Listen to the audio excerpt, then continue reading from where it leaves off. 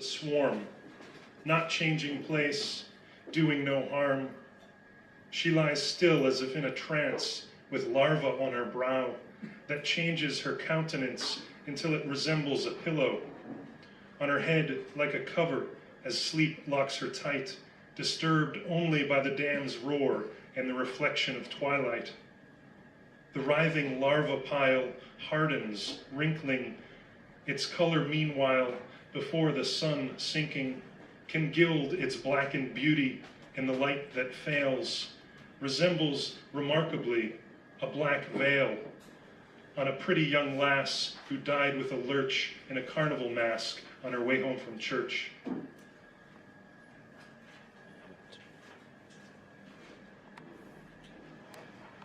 Another section of this book is called Bizarre Town. So this really interesting collection. There are these rhymed poems that I mentioned. There are these longer kind of long narrative poems, some of which are talking about the build-up to World War II and the man with the Chaplin mustache who's running amok in Europe. And then there's this section called Bizarre Town, which is 44 poems numbered 1 through 44 with this very clipped language, and each one is kind of a scene from Bizarre Town. And I'll just read a couple of these, a few of these. This is number 1. Single-story structures with antlers loom under artificial light embedded in the eyes of a paper kite.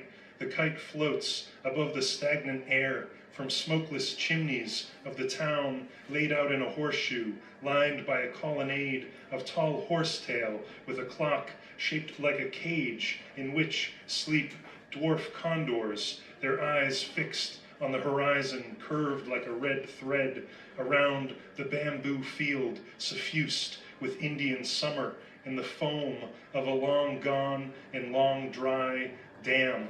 A single rotting post, all that remains, a gray banner atop it, fluttering. 2. Under the slender Gothic arch of a water tower stands a beardless young man, lamp in hand, in his vaulted chest, a bell. When he coughs, the bell rings, and in the town, open in one fell swoop, all the windows. 7. Under the molding of the rectory, covered in silver tinfoil, hang long strings fastened to the tips of pillows that swaddle 12 small children as they swing above 12 wooden cups. 12 ostrich eggs sit in. 12 huge roosters pound their beaks into those enamel shells which emit like a carillon the short tones of a diatonic scale played very quickly, bottom to top, top to bottom, and then at random, composing a lullaby.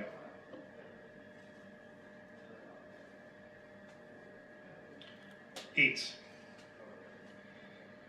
At the table in a low, vaulted room, from whose walls, covered in frames of various sizes, stares the exact same portrait painted 21 times of a man from the 16th century.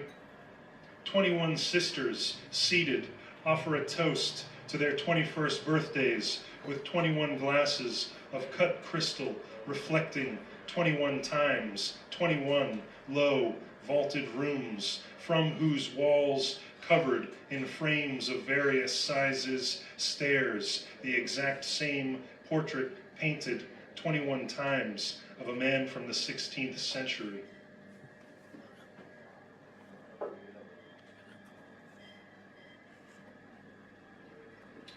Okay, so this is a new collection called Light Reading, and it's divided into 3 parts, the first of which are these very minimalist poems, which I'll get to in a few minutes. That section's called Light Reading. But the part I'd like to read first is from a section called Bagatelles for Typewriter. And this is the middle section of the book, and these are kind of longer, more expansive narrative poems ranging around the page and ranging around geographical locations like Prague, and also ranging around influences like the Sex Pistols and Tsingtao beer, the Chinese beer, Szechuan tofu, one of my favorite dishes. Also Václav Havel, Chopin, etc. All the good stuff, really. So bagatelle, of course, is French. It's a French word meaning a trifle, typically used for a classical music composition. So a bagatelle, a mere bagatelle, something, you know, kind of tossed off, self-deprecating in a sense.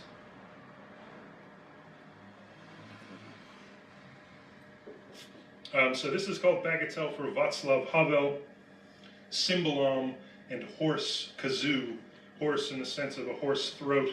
Václav Havel, of course, the former president of Czech Republic, playwright, dissident, passed away 2014, I believe, in December.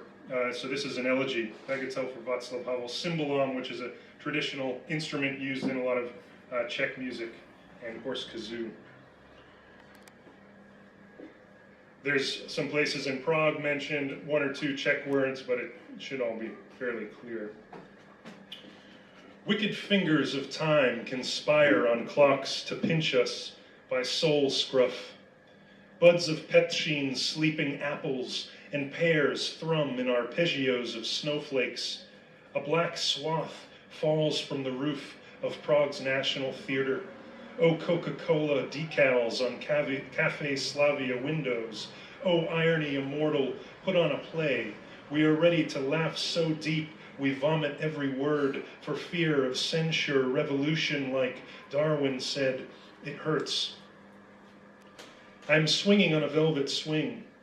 I am standing on a sidewalk, loitering inside the afternoon of fractured urban chorus gum chewers proselytizing cacophony. I am thinking of you, Václav Havel. The gavel fell on your pencil, forcing intermission. Mr. President, in Little Buddha Bistro, you sat at the next table eating spring rolls years ago. In your favorite cafe, Slavia, the day after you died, I drank coffee. No one noticed my Llewellian sorrow, my black jacket. Snowdrops thumb through Petchine's mud, subterranean spires you have been 3 months among. At Strahov Monastery, you were out of the ordinary, so too at Letna, where I watch a man conduct the dance of St. Vitus, music of the fears, feeling of the beers, and over on Gogolova, a window shuttered shatters expectation. Men in high boxes swivel enormous cranes. Life is porno scrawled on a rusty street lamp. Bird's nests, something I'd forgotten, hatch in spindled branches. Elsewhere, Bacchus is among us, scratched on a column in a courtyard, peopled with detached statues. This was yours, too. Evening in Zhishkov, where Seifert the poet was born, and you dug underground with your tunnel gun, typewriter in a deep desk drawer. What history lay in store for your ampersand monologues against shop window propaganda? Wearing the rusty headgear of a hangover, I walk Havelian by crumbling smokestacks of Smekhov everywhere in this backstage city, hoisting cables, irony, insight, naive love. His syllables lift us.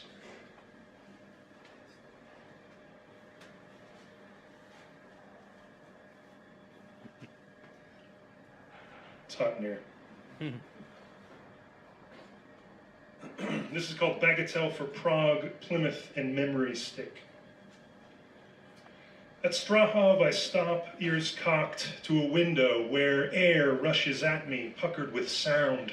A garage, bands not all together, terrible anarchy in the UK. There are many ways to get what you want, so I ramble around the ruined stadium down by my old dormitory, dreaming of a letter that's waited the 250 years I've lived elsewhere. It lies in the back of a pigeonhole, no longer named for me, lobby where I do not exist, Something is written there, one word that will change my life. The story of this journey starts here. Sunburn, Mom said, ruthless signifier, skin sloughed in childhood sand dunes, long howl down corridors of air to this threshold, city where ocean is literary creation, and I carry music like Samson in my beard and later on my Samsung. Listen, something wonderful has happened to all of us. Here we are. This one is called Bagatelle for Tofu, Szechuan Tofu, Tsingtao, Li Bo, and Plate Spinner. So Tofu and Li Bo, who are mentioned in the poem, they were ancient Chinese poets, very famous ancient Chinese poets. Szechuan Tofu is a delicious, spicy tofu dish. Tsingtao, the beer, as I mentioned, and Plate Spinner, those guys who spin plates on sticks in the circus.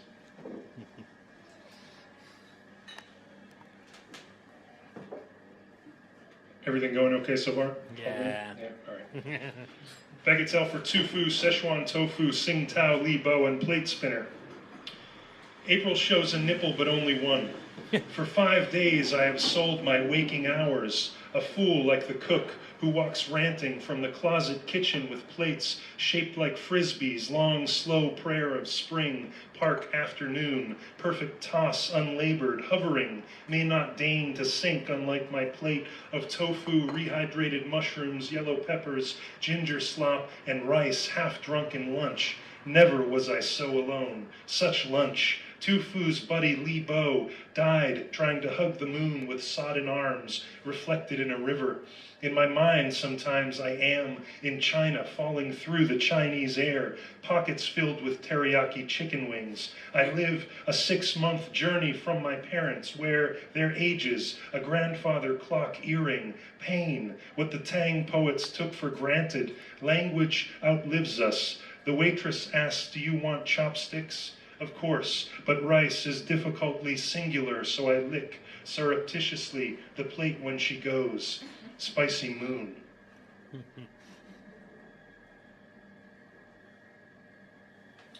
Okay. Spicy moon. We had some good tofu a few minutes ago. What was the name of that place? Vegan 1990? Something like that was good. Okay. Here's because I'm so hot up here, it's not that you're making me nervous, just that I'm hot. Here's a poem with snow in it. This is called Bagatelle for Doubt and Wind Instruments. I am listening to music, less than listless.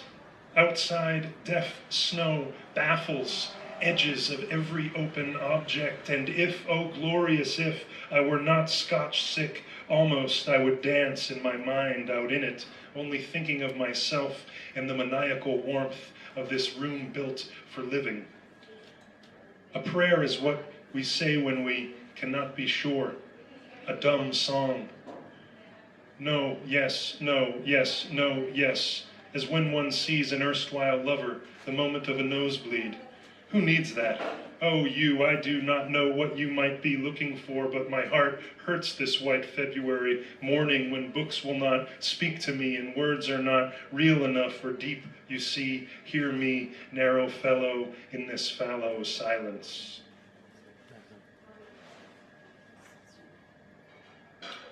So the first part of the book is called Light Reading, and this beautiful Josef Sudek picture on the cover from 1928, I believe. It's St. Vitus Cathedral in Prague.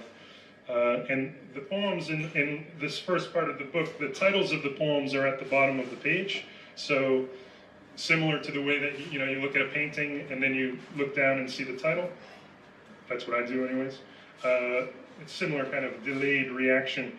And the poems are very, very short. One of them is just a semicolon. That's called Broken Wing.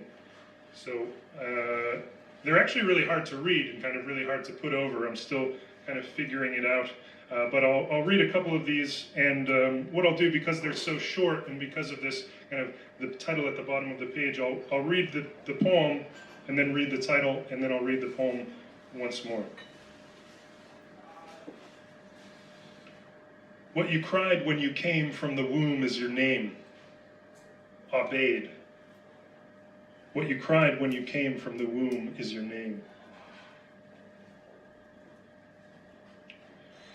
If only all life were so simple. Here, hang your shells, shadows, shame on coat racks.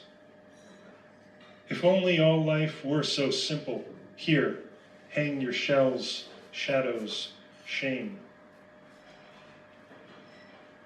And this one goes out to all those Russian poet translators in the house. This is, it's called Mayakovsky in Translation. I just broke the rule, gave you the title first, because it's a special dedication. Mayakovsky in Translation. Grim daguerreotype mugshot leers from early age, a distant avant-garde. I'd like to meet the man who tailored his dust jacket such sharp cuts.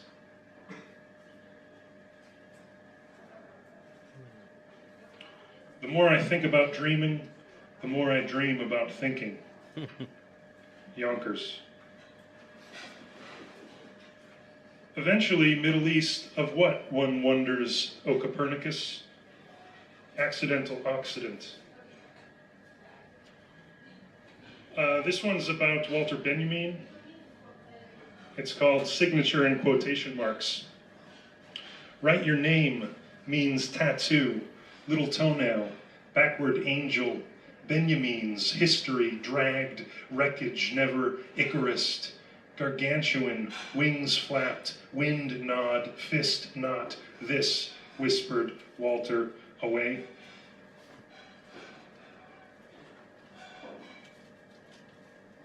This is Rosy-Fingered Dawn. Rosy-Fingered Dawn, which is, of course, occurs in many translations of Homer, talking about the dawn, rosy-fingered dawn. Flocks of song outside. We drop the glasses, words are to bear. Breakable parts for stranger fingers as air and light enfold untouchable birds.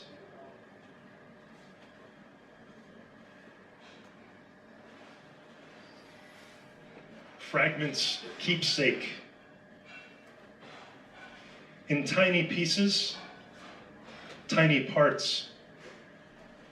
I whose bruises broke pillows, sleep under paper sheets. Look out the hollow of the body that holds you. Look out the hollow of the body that holds you. Mirror licht lullaby. Goethe's last words, right? More light. I'd like to close with a few poems from the last part of the book, which is called Arrangements. And this is a series of 10 poems, numbered 1 to 10, and 10 lines in each poem. And each of the lines is numbered 1 through 10. And these are arrangements. Number 1, a poem in terza rima, a poem of 18 lines, a poem containing the phrase coin slot, a poem rhyming beguile in tinfoil, a poem with 2 mirrored meanings, a poem under the sign of Scorpio, a poem undertaken in November, a poem that knows it is a poem titled Apostrophe, a poem that never asked to be born.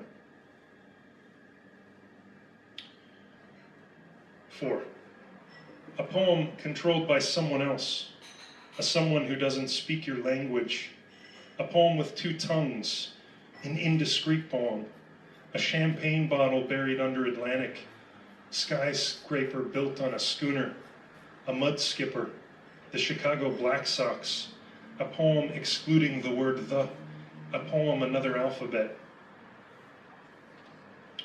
Number 10, a poem on a dryer sheet, a poem with static cling, a poem stuck to that first May, a poem losing its virginity, a diddle poem, a punch buggy, a poem that could save any Amy, a poem that hasn't read Ulysses, a poem that hates talking. This is and isn't the end of the poem, a poem with too many doors. And so Rilke said that every great poem should begin in elegy and end in praise. And if I'm going to do the opposite tonight, so I began in praise with the first poem, Purchasing Berlin, which is about my love for Berlin and seersucker. And I'm going to end with an elegy, and this is called In Memory of Fire. It's the title poem of the chapbook, In Memory of Fire.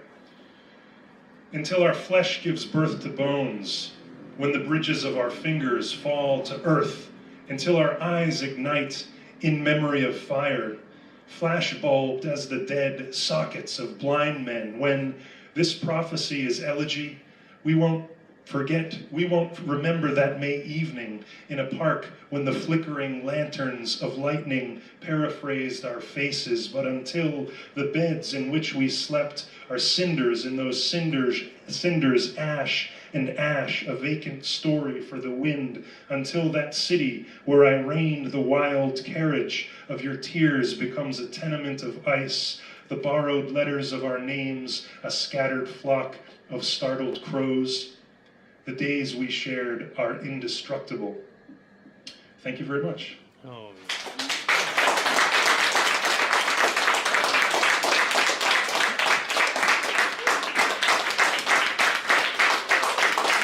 Thank you.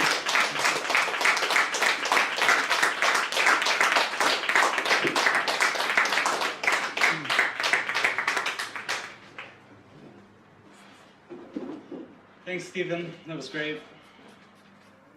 My name's Seth Rogoff, for all of you who don't know me, which is about maybe nobody. But thank you very much for coming. It's really great to see everybody and to be back in Berlin and to read for my first time in Berlin since both of my books I wrote in Berlin, so it's very kind of special for me now to do this first reading here. So thank you for coming.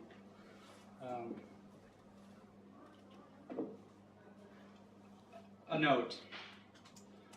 Abel Prager, my friend, wrote the following piece at some point shortly before his apparent suicide in November 2011.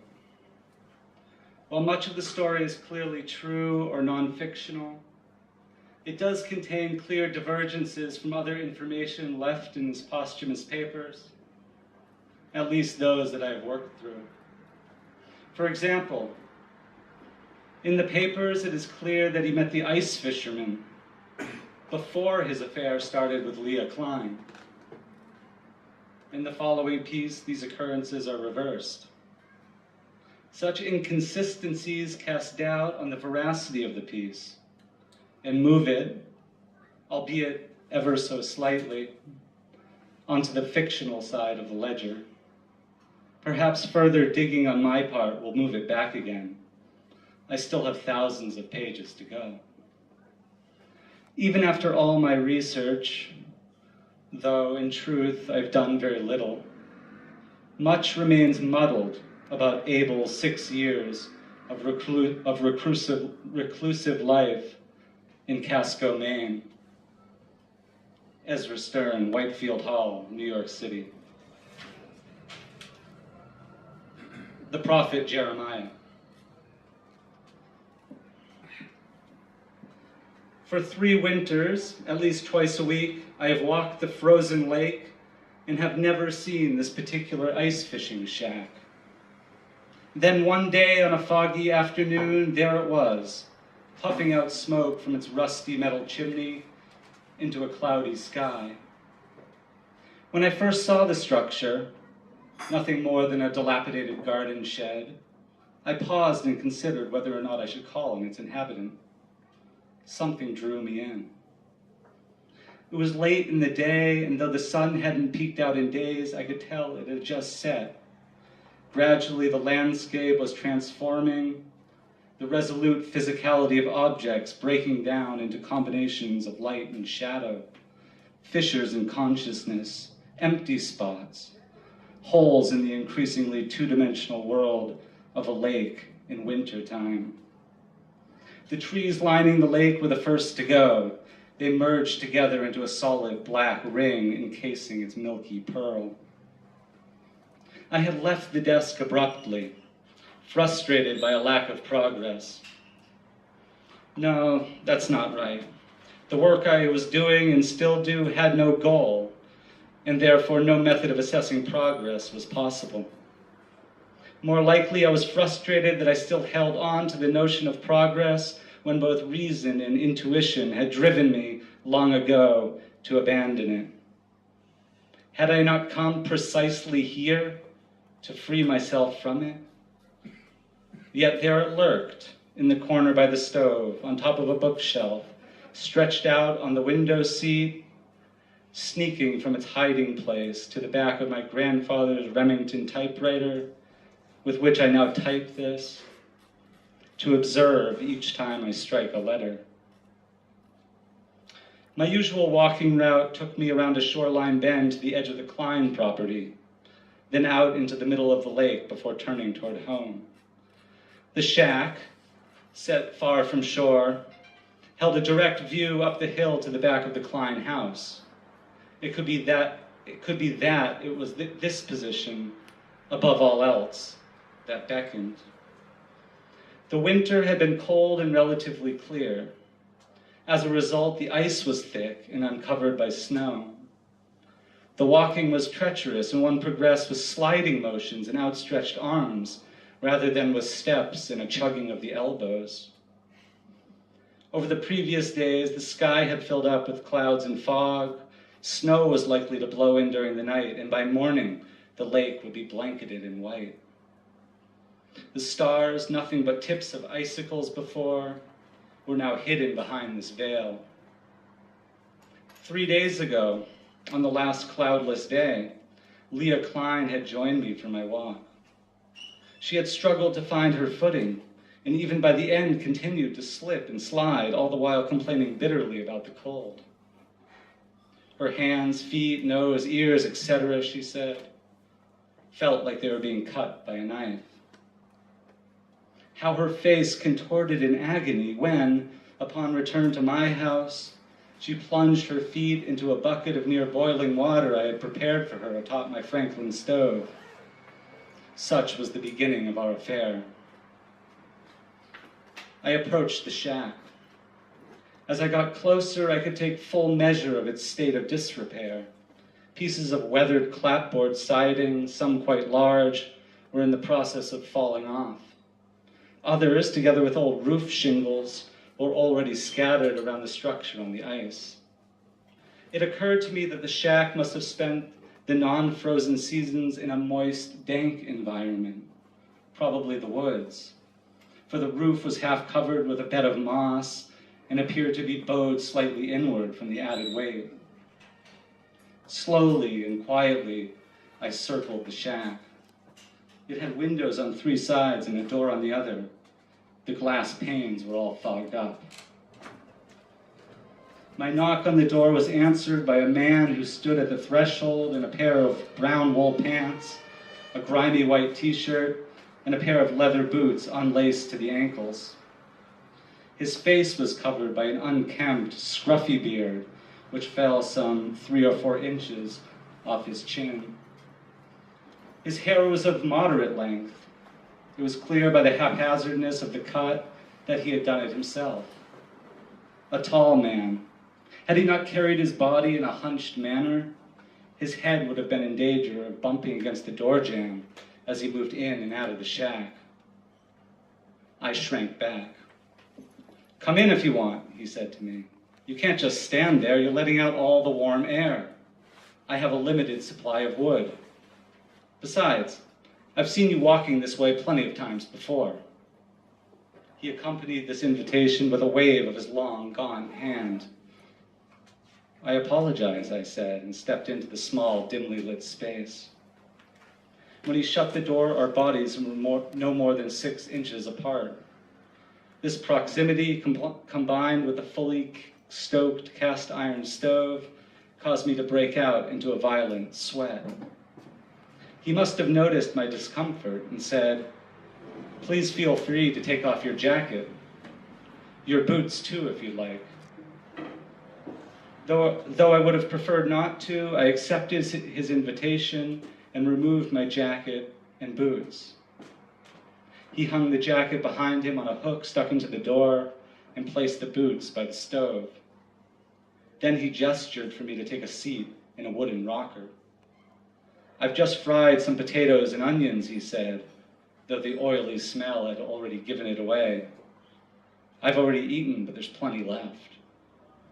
"No thanks," I told him, waving the pan away that he'd placed under my nose for inspection.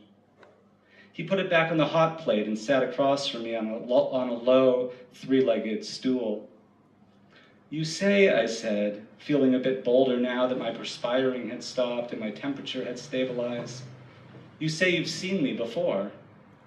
He nodded and scratched his chin.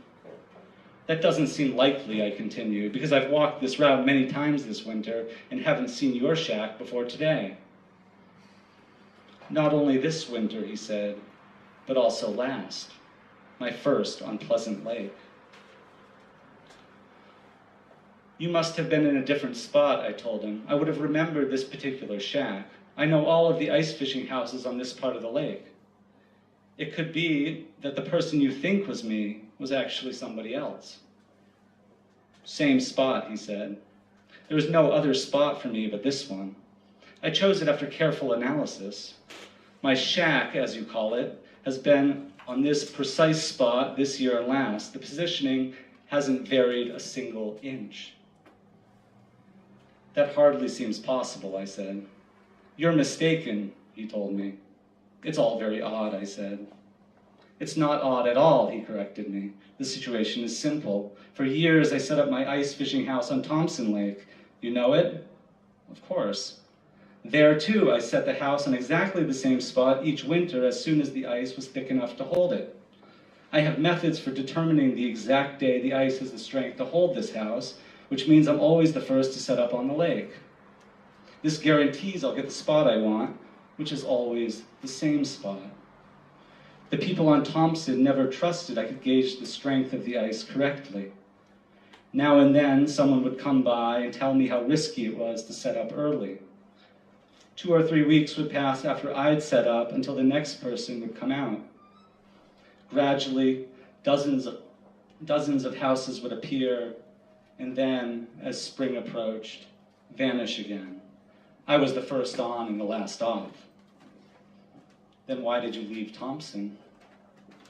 "It's simple. They forced me off the lake." "Who? Why?" "Did you know Frank Jackman?" "No." "He was a regular on Thompson Lake, an ice fisherman. Each year he put out his house about a month after I did. A couple of weeks after I'd set up each winter, he'd come to see me to talk about the ice. I'd tell him my impressions. He'd tell me his theories about the ice, nothing more than superstitions and nonsense. And then he'd head back to shore again. Sometime later, there he was, driving his ice fishing house onto the lake with his old blue pickup truck. Last year, for some reason, he decided to bring out his ice fishing house only a few days after I did. Frank had been ice fishing on Thompson Lake since he was a boy, and on some basic level, he knew the terrain. But he didn't know ice. Or he knew ice as most people know it, as you know it. He picked a spot and set up his hut. The next day, he came back and drilled his first holes of the winter. In the process of drilling, the ice sheet began to crack up. He made a dash for shore, but never made it. It was a bitterly cold day. Wind swept over the ice. It was not the type of day you'd think of setting out traps, and certainly not the type of day you'd expect the ice to crack. He paused. I'd heard something about this at the Casco General Store the previous winter, but I hadn't paid much attention to it at the time. A man fell through the ice, they said. It was terrible, they said, but he shouldn't have been out there in the first place, that time of year. It was a tragedy, I finally offered, but you certainly weren't to blame for it. Before he went out on the lake, he said, Frank told his wife and daughter that I'd said the ice was safe. This is true, but I made clear to Frank that I was talking only about the relationship between the ice and my house and not about the ice in general. He couldn't have been confused by it. His wife and daughter denounced me. People were angry. Not long after the funeral, they came after me one night with torches blazing. I'm only surprised they didn't tear my house apart board by board and burn it with me on top of the pile. He gazed at me. There was something utterly foreign in his narrow eyes, his sunken cheeks. You're not from around here, I said. That's right, he responded, though in a coarse tone that dissuaded me from pushing the matter further. After a minute or two, he got up, opened the stove, and threw a log in. From the stove, he moved over to the counter and started working on something. I didn't bother to find out what was going on. He remained silent. In the meantime, I let my eyes wander around the shack.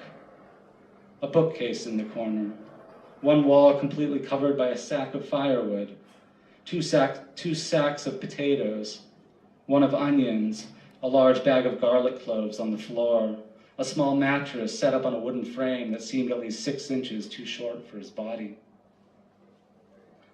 If you don't mind me asking, I said, what's your name? Jeremiah, he told me, and you're Abel Prager. He turned from the counter to me and added, wait here for a moment, then took a silver tray and left the shack.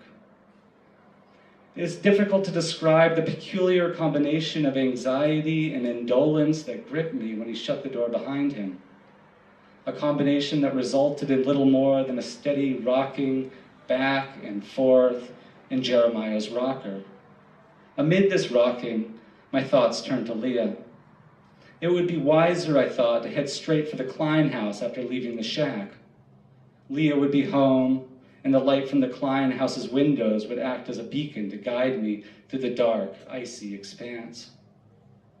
While I knew the way back to my forest path quite well, it could happen that I would lose my bearings, and with the darkness, the steadily falling temperature, and my inadequate attire, the danger existed that I would vanish in the night. While the walk back to the end of the forest path would take over an hour, the distance from the shack to the Klein house was no more than 20 minutes.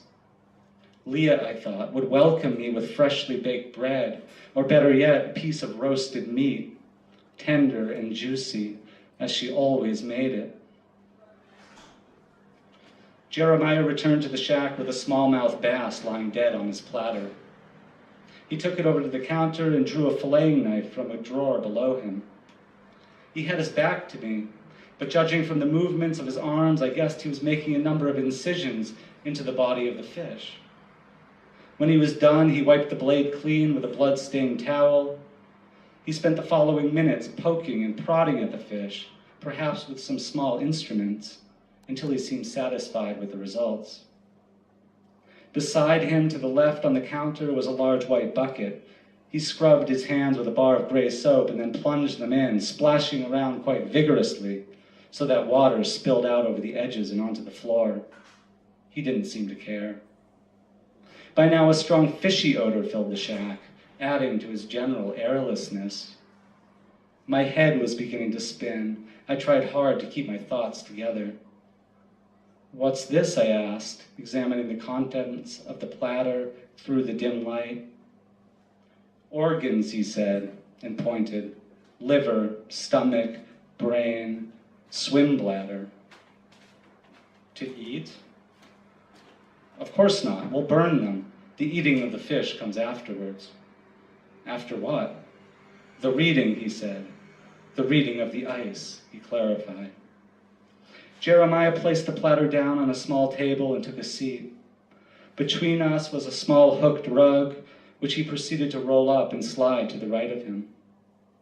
Then he took a flathead screwdriver and pried up a board that had been under the rug. With the first board out, he was able to remove 2 others by hand, placing all 3 planks next to the rolled up rug.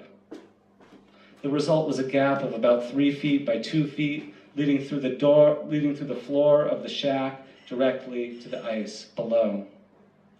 From a wooden box beside the stool, Jeremiah drew out a cloth bag, and from the bag, a hand broom and an object that looked like something between a large needle and a small ice pick. Carefully, he swept the ice. "I call this spot the navel of the lake," he said, as he pressed the tip of the ice pick into his opposite index finger to test, I assume, its sharpness.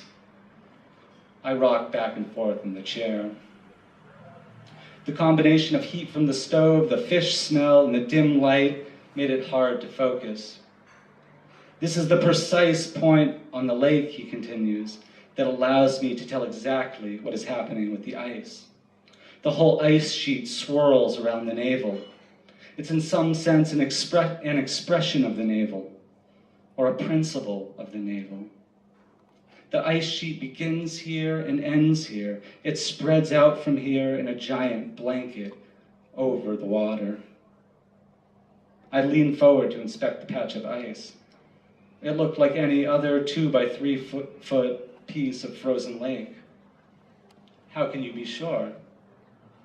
He pointed over to the bookshelf. "What are those?" "My notebooks. They contain analysis of flows 100 miles in every direction. Through this analysis, I discovered that Thompson Lake was the center of the whole system. I call it the lung of the system. Pleasant Lake gains its significance by its proximity to Thompson. Discovering the function of Thompson was my greatest achievement. Imagine, Abel, you're sitting at the sweet spot of a lung.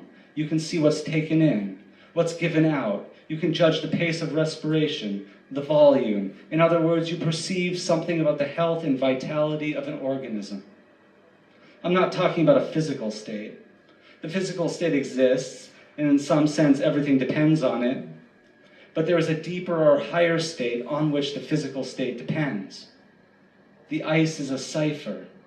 The navel is the tool to decode it, and at the same time, it's mystery. "What does the code tell you?" I asked, trying to conceal a creeping fear of his madness. "The code tells us everything. Your life, for example, is in the code." "You're claiming that the ice has information about me?" "You're standing on it," he said calmly. "I'm not sure what that's supposed to mean." "Are you not also mostly water?" "Even if I grant you that, how does this relate to the idea that the lake contains knowledge about my life, that aspects of my life are encoded, as you say, in the ice?" "I'll show you." He took an old metal can from near the door, went over to the stove, opened it up, and shoveled a heap of burning coals. Then he put the can on the exposed patch of ice. He grabbed the platter with the fish's organs and sat back down. One by one, he dropped the organs into it. They fizzled and cracked and released a putrid odor, which made it difficult to breathe. I desperately wanted to open the door and rush into the cold, clear air. But I stayed. What was it that kept me there? That made me return time after time that winter and through the winters that followed? I watched as the organ's smoke dried and shriveled into ash. I took heavy, labored breaths of the sooty air. Murmuring something I couldn't understand, Jeremiah got down on his knees and began to make scratches in the ice with a small pick, now and then brushing the shavings away with the hand broom. During one of these pauses, I leaned forward to inspect the work and saw a series of lines and shapes, mostly triangles, which reminded me of cuneiform tablets I had seen in museums. "There's a lot of resistance in the ice tonight," he said. "I can't remember it ever being as hard as this." "What are you chiseling there?" I asked. "No, chiseling is not the right way of putting it. Chiseling implies a plan or design. I have no design. The ice contains the design. It guides the tip." "It seems too geometrical or orderly to have emerged from the ice, as you say. I doubt the ice thinks in lines and triangles." Ice is geometrical at its core, Jeremiah said. The basic unit of ice, the crystal, is made up entirely of triangles. The triangle is to ice as the cell is to the human body. Too orderly? Ice is order. Fine, but what's the point of the scratching? The scratching provokes the ice, wakes it up. Now you can understand why I need to be at the navel of the lake. Here, the ice is the most sensitive and yields the most upon provocation. For a moment, I gave myself over to his logic and asked, what do you think about the ice's resistance or hardness? It could mean a number of things. A general stubbornness of some sort, a fixed idea or set of ideas, hesitation, ambivalence. It could reflect deeper emotional or psychological blockages, or blockages in psycho-spiritual impulses. It will all be revealed in time. Can you scratch some more? I'm curious to see what else the ice says. Over here, for example, I said, and pointed to an empty patch. He might have sensed some mockery in my tone, for he responded, there's little point. The ice can't be cajoled. Ice is read slowly. Ice doesn't play by modern rules. He peered up at me as I stood up from the rocker. I couldn't tell if there was anger or compassion in his eyes, or neither. The tip of the ice pick, now wet, glistened in the light. I need to go, I said, and quickly tugged back on my boots, feeling that if I stayed in the shack any longer, I might end up flayed and dissected in one way or another, like the smallmouth bass. It's a challenge to confront the ice, but you'll get used to it. Soon, you'll need it. He handed me my jacket. I broke for the door. Out in the darkness, I moved toward the Klein house. After 20 feet, I looked back and made out the dim outline of the shack. After 40, it was gone, swallowed up by the night. As I walked, I wondered whether the shack really existed, or if I'd not imagined the whole thing in some hypothermia delusion as I sank deeper and deeper into the frozen lake. Perhaps, I mused, I was not Abel Prager, but Frank Jackman, and the navel of the lake was pulling me in. No, my feet slid over the lake's frozen terrain. The cold seeped through the soles of my boots and started to burn the bottoms of my feet. Up ahead, the lights glowed in the windows. Leah Klein was in the house on the hill. She would take me in that night, a night now long ago. In a sense, Jeremiah would later say, the ice was cracking up around me. Without knowing that, I was dashing to escape, and the very act of dashing made the surface crumble even faster. Night after night, the ice broke up. Dream after dream, I sank into an icy pool of oblivion. Time and again, during those darkest of hours, Jeremiah hauled me up with one of his traps, until, amid one such nightmare, he vanished, and I never saw him again. Bang, bang, the Remington's inky letters strike the page in endless, meaningless combinations. The end.